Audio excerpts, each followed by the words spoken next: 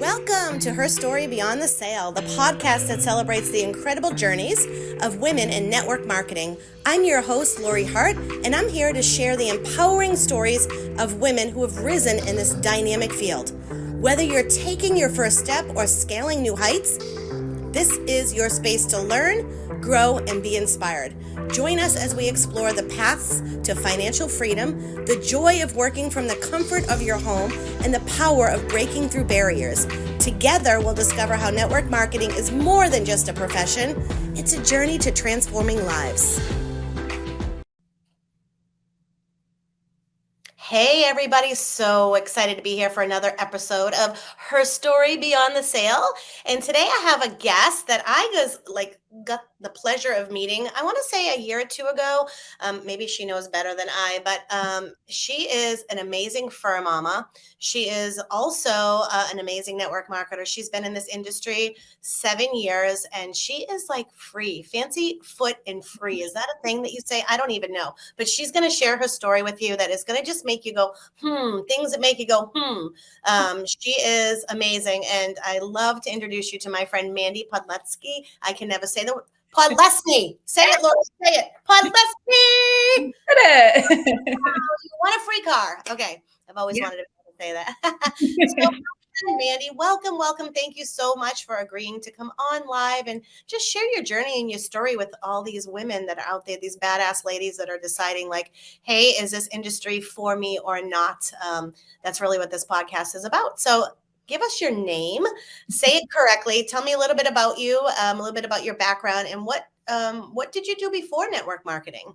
Hello, Lori. Thank you so much for having me. I appreciate that. And no one gets my name right, so you're totally fine. You can just call me Mandy P. But it is Padlesny. Okay. So before network marketing, right?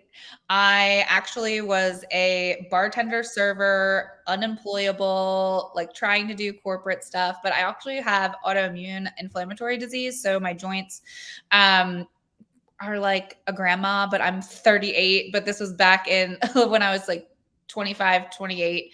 Kind of just coming out of like the whole party scene and like the industry bartending scene. I was starting to be like, okay, I'm getting older. I can't really be going on spring breaks and like partying and being a crazy person.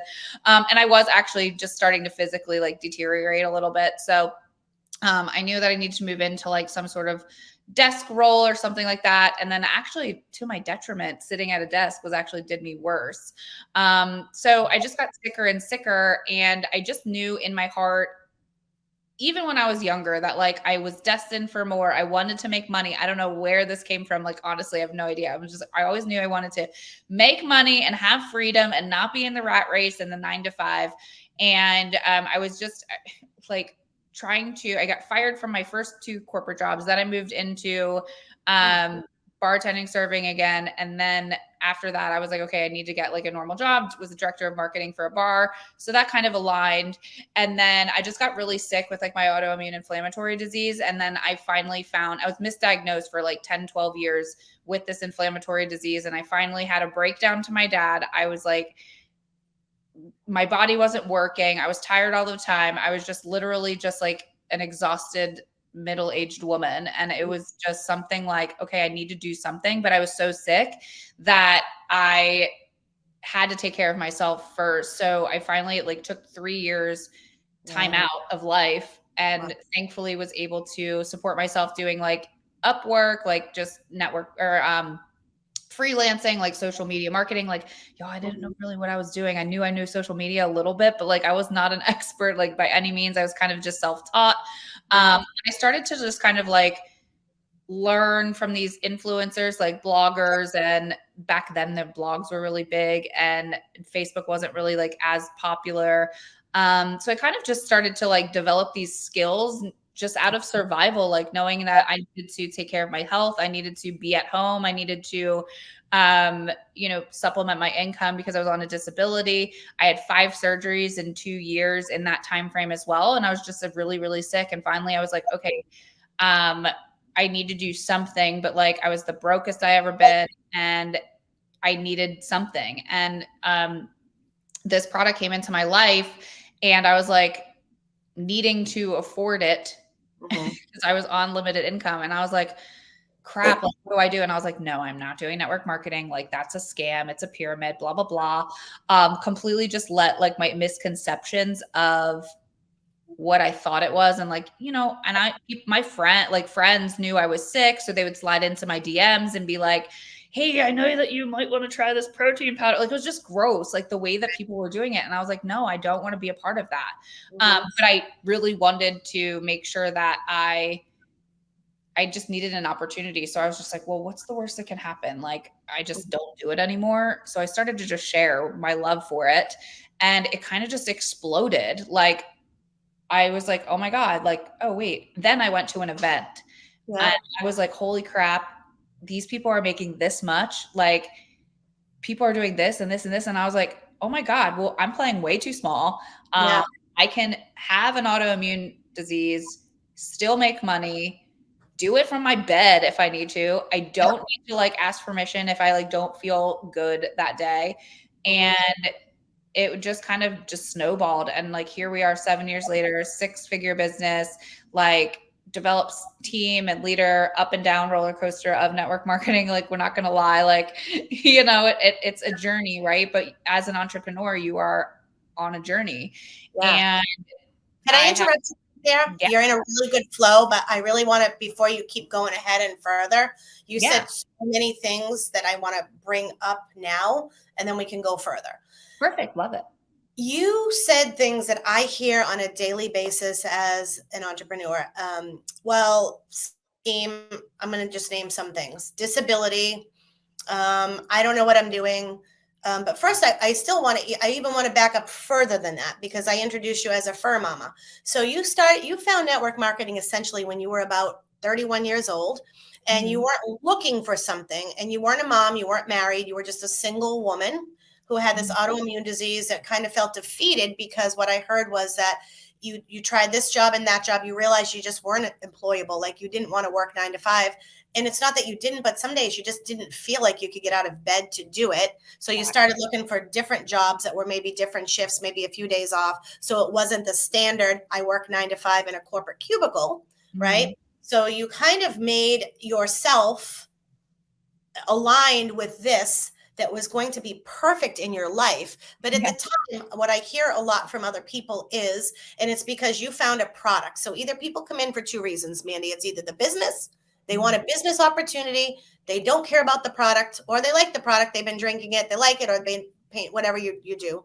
Um, or you came in because you found a product and you just love sharing about things that you love. So those are the two ways people typically come in. But for you, it almost sounded like the perfect storm. Like you did have your ears kind of open looking for something. And then by accident, a product dropped on your lap that you said yes to. When you said yes to this product, did you know it was a networking opportunity? Or did you just say, I need something to help me right now with my autoimmune disease? That's number one. And number two, I want to talk about the disability piece because I had been on it in my life. I had surgeries.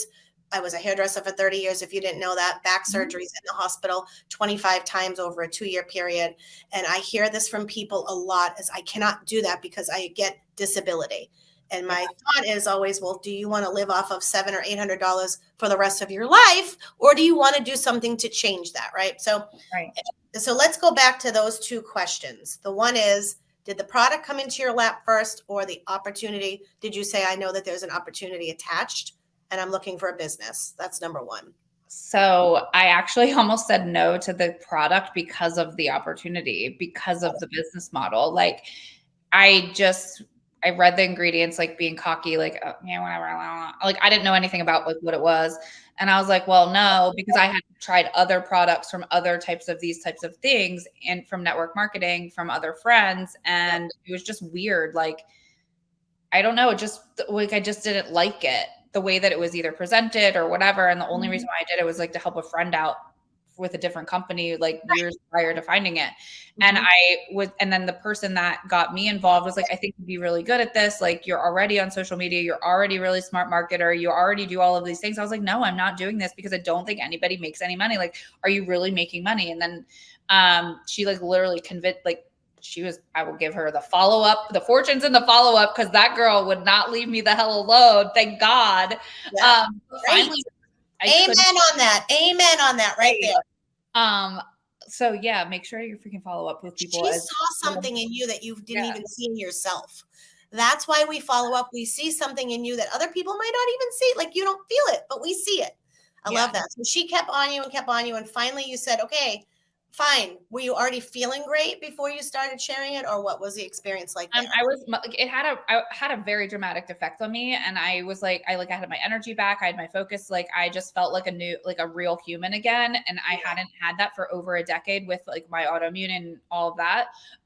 So it was like, shoot, I actually like need this, and I don't know how to afford it because I was on disability, living in New York City, trying to recover from surgeries, medical debt out of my earballs. Like I couldn't even afford a trial pack of our product. Like I had Yeah. to pay a credit card. Like it was just, I was my financially screwed. Like for no lack of a better way to explain it, like I just didn't know what to do. And then finally she's like, hello, I'm giving you like the golden ticket here. Like if you just start sharing it, you can get it at least for free. Like what's the worst can happen? I was like, all right, fine.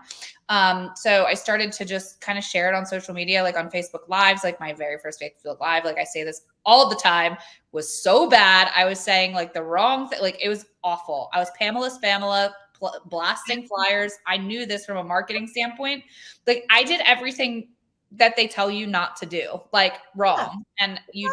I just kind of figured it out. So I actually, yeah, just didn't get started because of the opportunity. Like that sounds so crazy, but Yeah. No, I love that. And you said so much. Yeah, sometimes it's just about believing, having somebody else believe in you enough to just hit that button or make that post or call that friend and let them know, hey, I found something that's really helping me. Whether you are looking at a skincare company, a supplement company, a fingernail company, a travel company, I don't care what it is. It's just yeah. getting that belief with someone telling you, Mandy, you can totally do this and this could change your life. So you were super skeptical because you thought, oh my gosh, I can't make that kind of money. They might be making that money, but I can't make that kind of money. And so you talked about an event. Events are really the backbone of all network marketing companies, I believe, getting Mhm. people to events because that's where you start to personally grow. So give us a little bit on that. Is that similar to what happened? You said I got to my first event. Yeah, so I kind of try to reverse engineer because I don't really remember what I'm like the type of person that just like goes and figures it out later, and I'm like, all right, well, and I kind of just deal with whatever's in front of me. I do have like very very huge big visions, but like when it comes to like look in the present moment, so I'm very good at being in the present, and I'm very good at being 30 million light years in the future, but like the in between, I don't really know. So I was just like, okay, well, I guess I will do it. I guess I will make a Facebook post. I guess I will go to an event. So, and I never really thought like, because I wasn't really making it like I never really thought like, oh, I could lose my disability. I was just kind of going, and I Yeah. didn't really know what it was. So I was just like, okay. And I wasn't a business woman back then. I was just going, you know? Right. So I was like, okay, well, I'll go on the Zoom. I'll go. Okay, well, they're all saying like I have to go to Orlando. Well, it's freezing in New York City. So like, sure, if I can, like, I used a little bit of the money that I was making, paid off the credit card to go to the event. Went to the event, and it was like they had on like the incentive trip, and it was like all this volume that you had to do, and I was like, how am I ever going to do that? But like if that's the qualifications, then like let's go. And it just kind of activated my like, okay, well, this is the next goal, and then this is the next goal, and then um so the leadership gets to go into the event before like the non-leadership, and I was a non-leader at that time. I do not like to stand in line. I do not like to stand in seas of people. I do not like to wait. So I was like, my next event, I am in that freaking room because I just want to be VIP. So it just kind of like activated like my RAS, like your reticular activating system. Like you, Yeah. hey, yeah, like I just like I need to do this, but it wasn't like I set the goal. It just kind of was just like it activated me in me. So yeah, so I went to this event and like kind of just kicked my butt, showed me what was possible. But then we did a lot of self development and build my belief in like what was possible. So then I came back from the event and I had like 3 months. And within 3 months, I hit the leadership rank, and I just kept going and going and going. But like it was hair on fire. Like I didn't know what I was doing and just started to build. Um, and I think now looking back on it, it's like you just go, go, go. And I was so ignorant.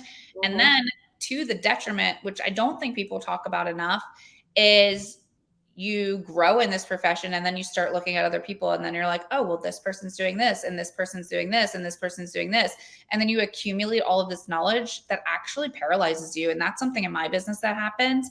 Like, I was ignorance on fire. I think you and I actually had this conversation. You're like, oh, well, why were you so great like in the beginning, and like what kind of dipped off? This was in Cancun, I think.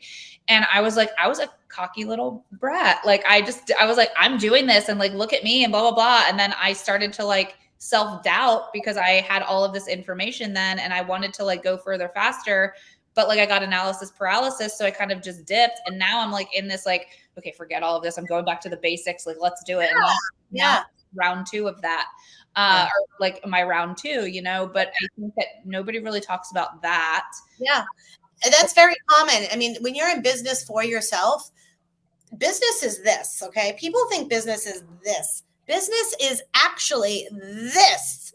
And you just have to grow enough as a person. So when we talk about the word events, an event sometimes needs you, sometimes you need the event.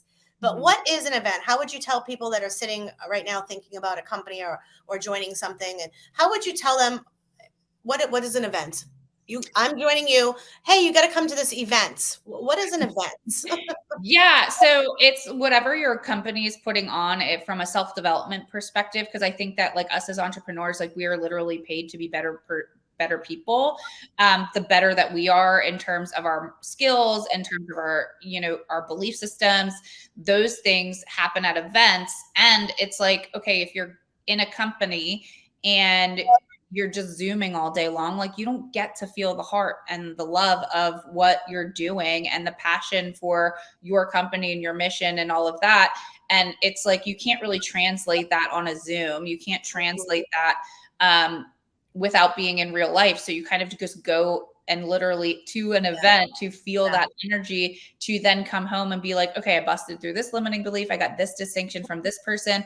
I was able to, you know, push out of my comfort zone a little bit more. And then you go home and you just get to work again, and kind of just builds that belief system in yourself. So that's why I love events. Yes. And yeah. I think that you just hit the nail on the head, because I think some people don't understand. They're like, why am I paying money to pay and go see something from a company that I'm supposed to be helping grow their product line and their business? It doesn't make sense to me. But Mandy P and I are in the same company. And the cool part about it is, think about this. This is a low ticket entry to get around people like Mel Robbins, Ed Milet, Jamie Carlina. I mean, who else have we had? Jay Shetty we've had at our company. David Goggins, like Joseph McClendon, Joseph McClendon the third. Jarek Robbins' son, like or Tony Robbins' son, Jarek, like all of those people have been game changers for me. Like just random guest speakers.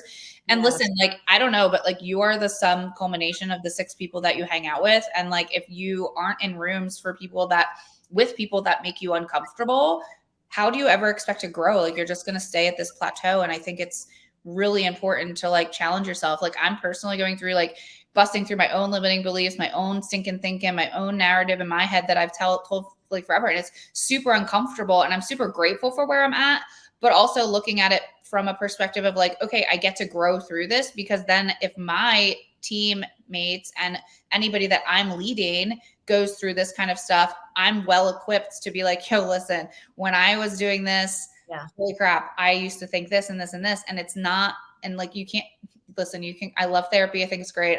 Check my bills and receipts. There's lots of them, but you also need to have different perspective shifts. Sometimes like you have coaches and mentors, like you're banging your head against the wall, banging your head against the wall. And it's like, you keep banging your head against the wall. It's like, you just need somebody to turn you around and then go the other way. And like, you can't see that perspective without going to events, having mentors, and you can't really do that.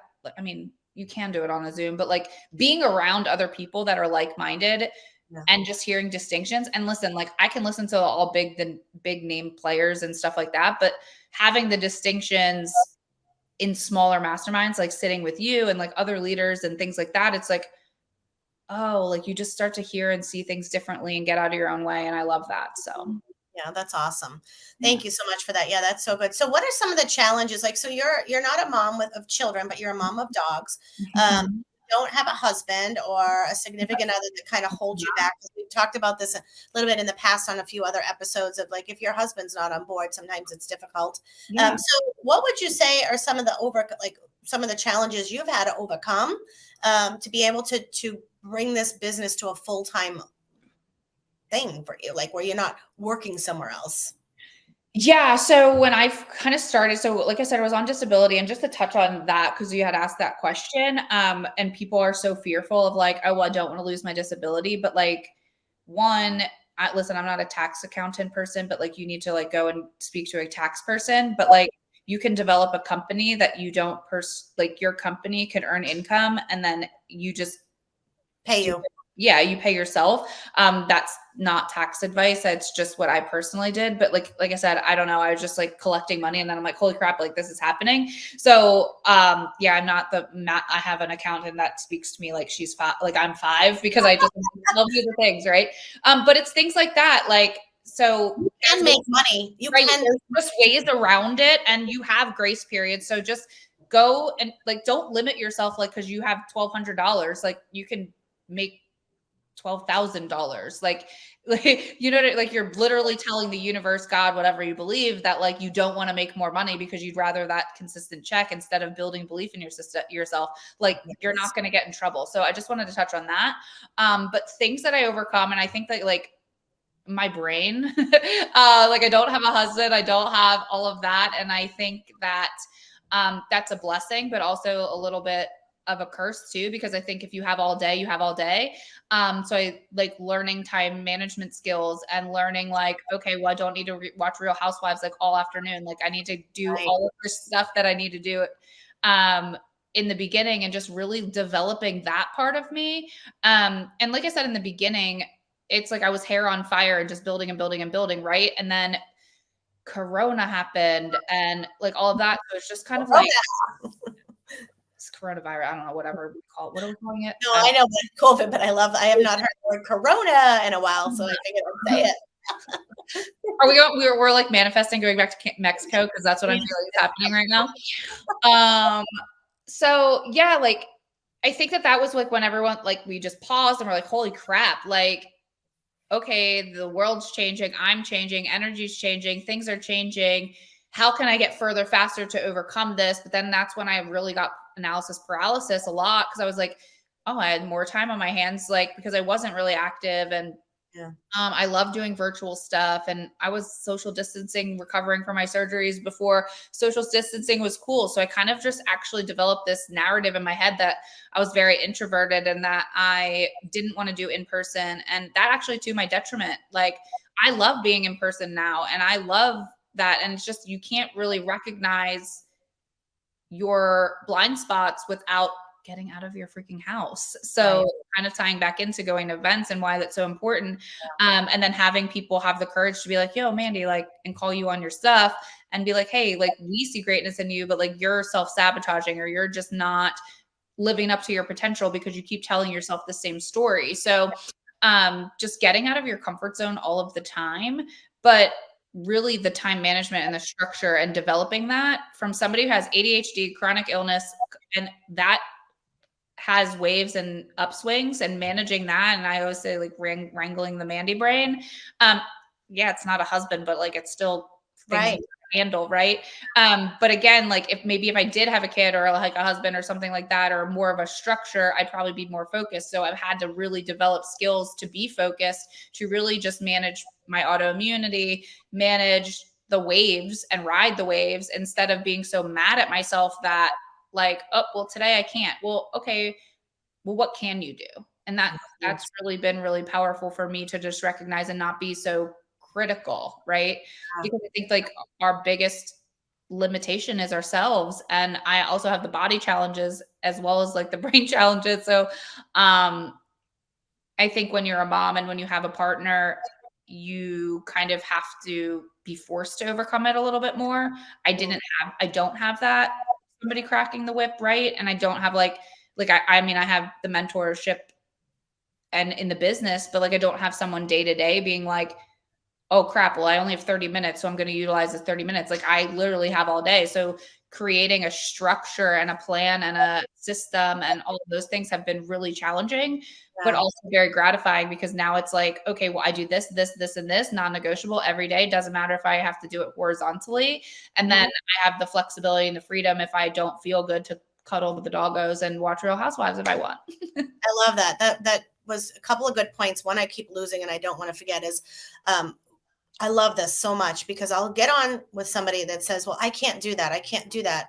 I can't go live. I can't build a page. I can't talk to people in public. And then what you just said was so, well, what can you do? Let's start with what you can do, right? And you're using that as an example of maybe not being able to move because your joints are sore. Like, okay, I can't get up and run a mile today, but what can I do, right? I really love that. And I think more people should start asking themselves before they just give themselves that stigma or that label that says I can't, she can, but I can't. You can. Let's figure it out for you, right? The other thing I was just going to ask you was just about that, was the work life balance, and you made a lot of sense because you are right. Having, people might think having kids and 6 kids, a busy life, and a husband, you have no time for this, but in actuality, busy people find time for everything, and it would structure in easily. But when you have all the time in the world, I totally see what you're saying. It's like, woo, I'll just do this later, do that later. So you've got to be really structured because it's easy to do and easy not to do, right? So that's such a good point. So if somebody was watching this now and they were considering network marketing, what would you say to them is a good work-life balance? How much time would they have to even put into something like this to become a six-figure earner? I will never say that you can just post and get a Porsche, because I think that that's like kind of a narrative, especially like in this time right now. People are just like like there's just a lot of other opportunities that are just promising you BS, but they're not really understanding that like those people that are promising you that have put in 10 years prior to what they're doing now. What I am very proud of myself is that despite my physical challenges, despite everything personally and everything that I've been through over the last 7 years, like I'm consistent. And like it's not really a matter of like some days you're going to want to put in a couple hours, some days you can only put in 30 minutes. Like some days I can't genuinely like do anything outside of my non-negotiables, and that's okay. But I have the non-negotiables that I've set, and my non-negotiables are making sure I'm posting, having conversations, clearing my inbox, and just showing up no matter what. And I think that you can build this slowly. Like I didn't know what I was doing. I don't know how many hours I put in. I just did the basic things, and then it just kind of started to grow. And you just focus on those non-negotiables first.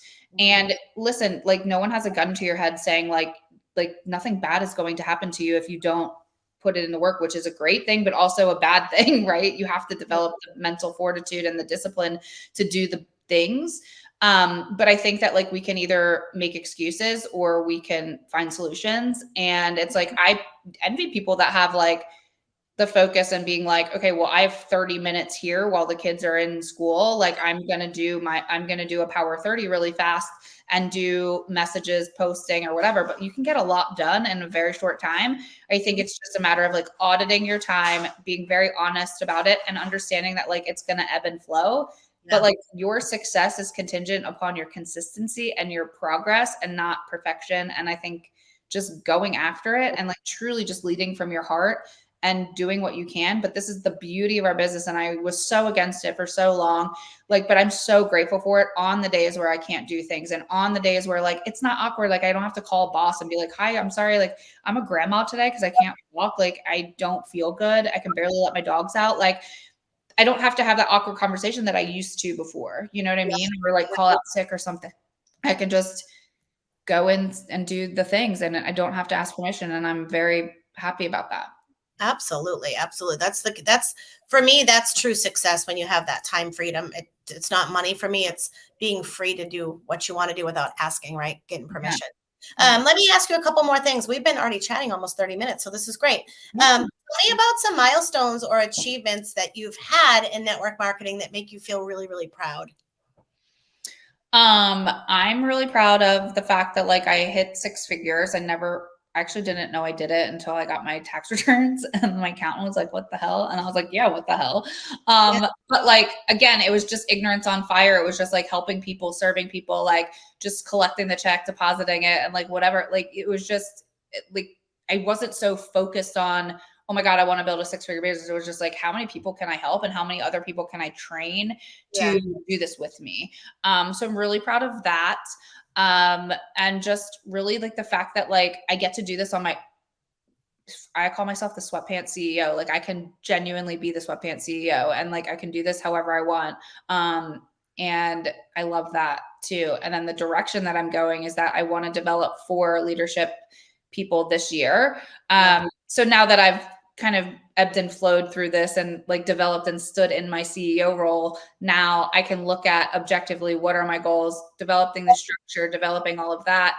And now I'm proud to say that like I can't overcome all of that too, right? So this year I want to develop 4 leadership ranks and find them and develop them and just be very proud of them and have them have the milestones and wins and look at it because it was all about me for the last 7 years. Now I want the next chapter to be all about them. I love that so much. I loved seeing so many teammates at our last event. Like last year, I didn't have any. I had one, and then this year, just so many. And I feel the same as you. For me, that's such an achievement is watching other people become successful under your coaching and you know what I mean? Yeah. Okay, one last thing I want to ask you. Advice. What is your future? What is your advice for the future of network marketing for people that are kind of looking at it? Their friends are telling them, "Oh, don't do that. That's one of those things. It's not for you."